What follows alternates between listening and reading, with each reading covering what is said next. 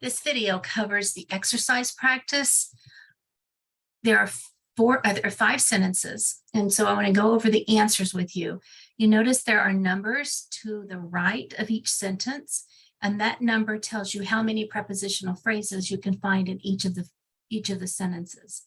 So the first practice is Bob went to the store.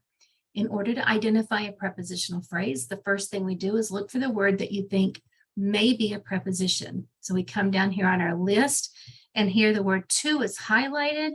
So we're going to put a parenthesis beside that. And then we look and see, if it has an object, is there a person, place, thing, or idea? And we have the word store. We know the store is a thing, so we put a parenthesis around it. There we have one prepositional phrase. The second sentence, we look for the word that we think might be a preposition. We start with the word at, and at is on our list. So we're going to put a parenthesis around that.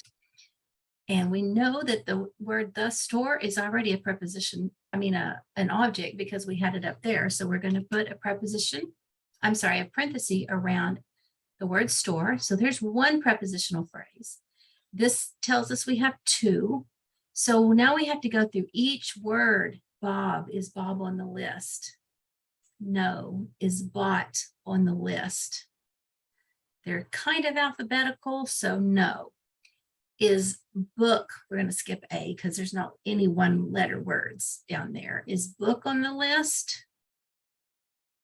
No, book is not. How about about? About is our first word right there. So we're going to put a parenthesis. The second thing it says is see if the preposition has an object. It'll be one or two words after the preposition. So about gardening. Is gardening a noun or a pronoun? Is it a person, place, thing, or idea? Gardening is a thing.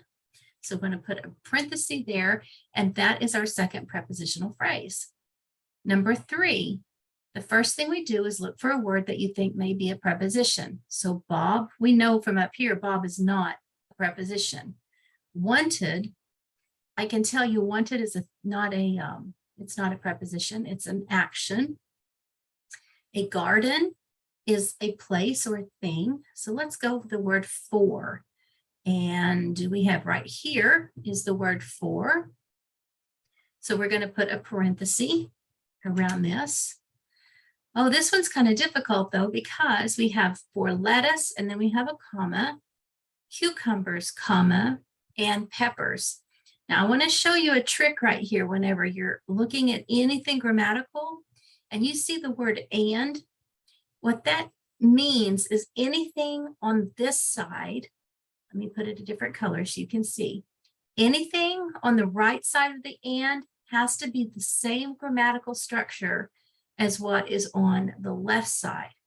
So what we have here is what is called a prepositional phrase with more than one object. It's a compound prepositional phrase, compound object.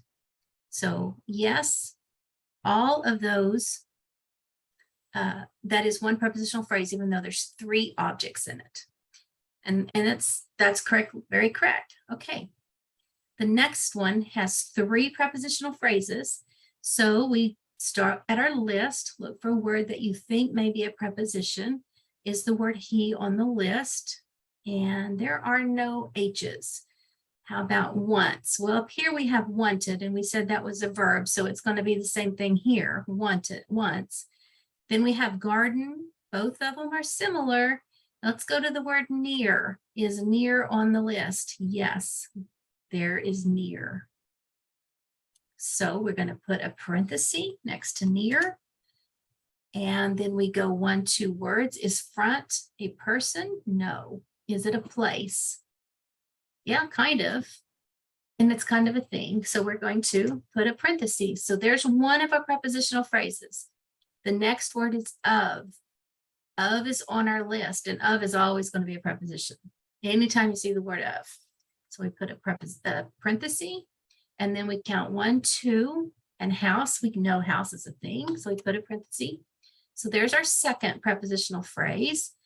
And we have 3 words left. So beside is beside on the list. It is, it's right here. It is on the list. So we put a parenthesis, and then we count 1, 2, and road is the object of the preposition.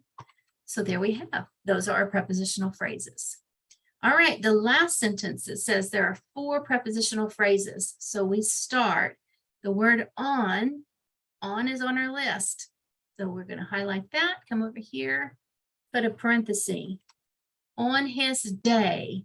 I always count 3 words with prepositional phrases, and I look at the last word and I know day is a thing. And here we have off from, and I'm going to go ahead and include off, even though what this basically is it's kind of just a double up on prepositions. We don't have to, we could put the parenthesis over here, but either way is correct.